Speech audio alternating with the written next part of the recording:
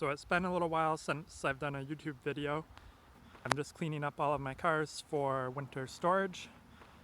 Some stuff I didn't get to. I just thought I'd shoot a quick video just to go over them. This is a 93 VR4. It's got about 150,000 miles.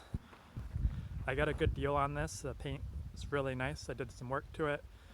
This is kind of the car that I'll drive if I want to park next to other people, don't care about door dings. It cleans up nice and runs pretty well. This is a 95 Supra TT, single turbo now.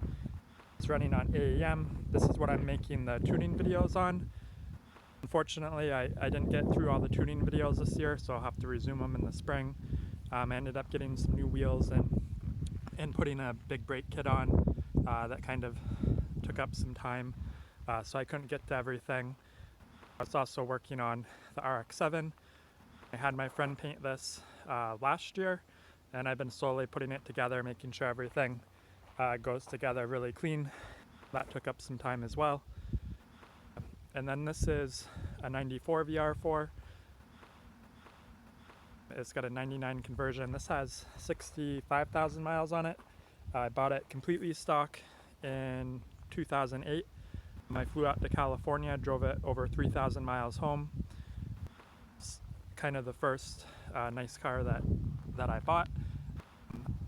I had the transmission built this summer. I swapped over to coil on plug, and I'm not going to be using a manual boost controller anymore. I'm using a Mac solenoid. I just got the trans back a few weeks ago. I got everything in. I'm actually having some electrical issues with it. The ECU keeps kicking off the MFI relay. I've done a bunch of testing. I'm pretty sure it's the ECU. This is also AEM version 2. It'd be the first problem that I've ever had with it. The car will run for like 3 seconds or 30 seconds or 2 minutes, kind of intermittent, enough to drive it around the driveway, but I don't want to take it anywhere. So I'm dealing with that. I'm going to park it for winter and probably end up sending the ECU in. This is a 98 Impreza 2.5 RS. I bought this in, I think, 2009. It's $3,500 from South Carolina. The paint on it was awful, but it was rust-free. That's what I was going for. Had 150,000 miles. Drove it home from South Carolina. My friend gave it a quick paint job. I did the JDM stuff with aluminum hood and JDM wing. Not that far from Montreal, so I can go up there, and they have a lot of chop shops where they'll import cars from Japan cut in half and sell stuff. This is probably the most fun car to drive out of all of them. It handles incredible with all the suspension stuff.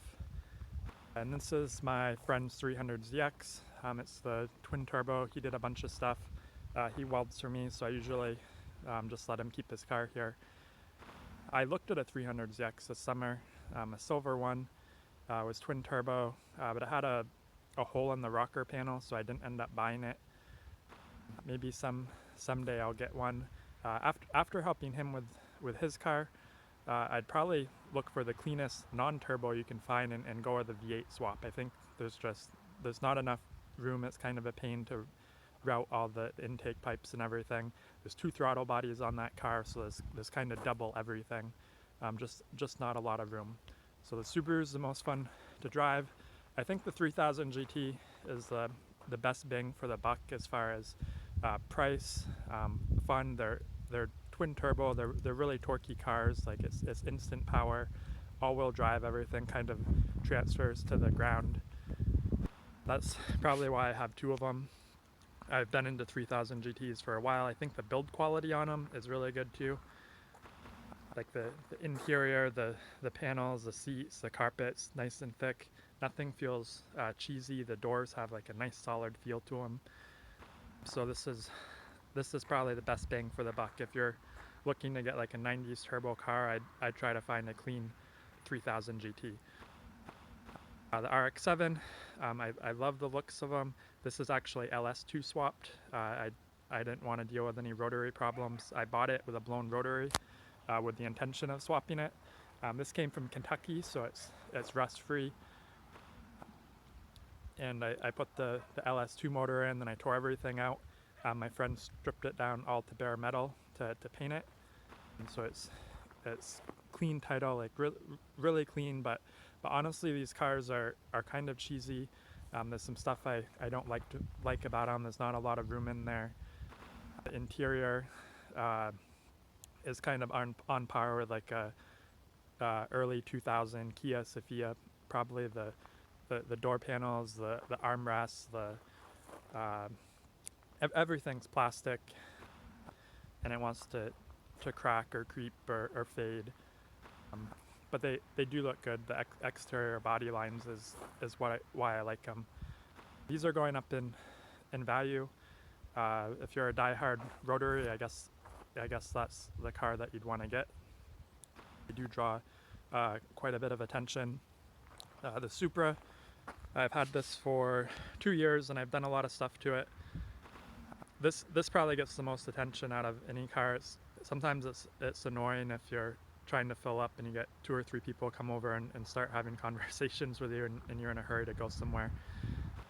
But it's understandable, you don't see a lot of them.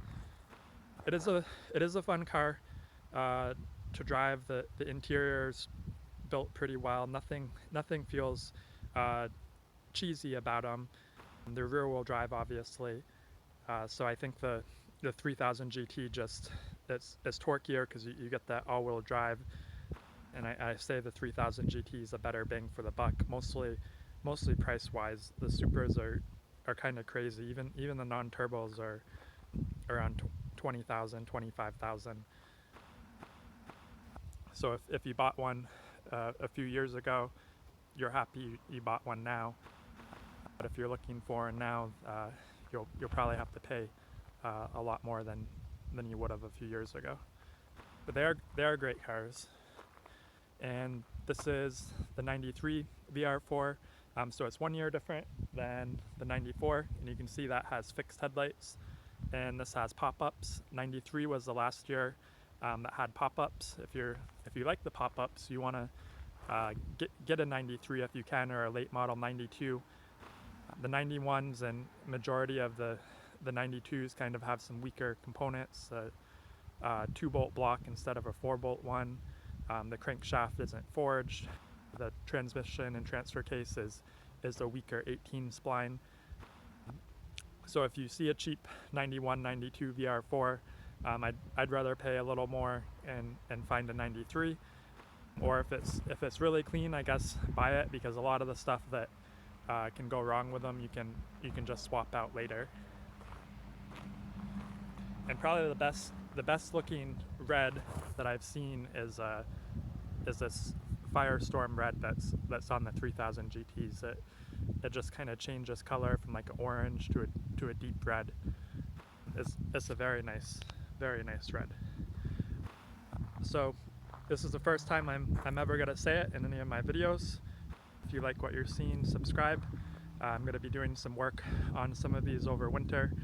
Next year I want to kind of do a video overview of every car, talk even more about what I like about them, what I don't like about them, common problems, and just give my honest review on which one's my favorite. And I want to get some driving videos, and who knows, maybe next year I'll have another one for my collection.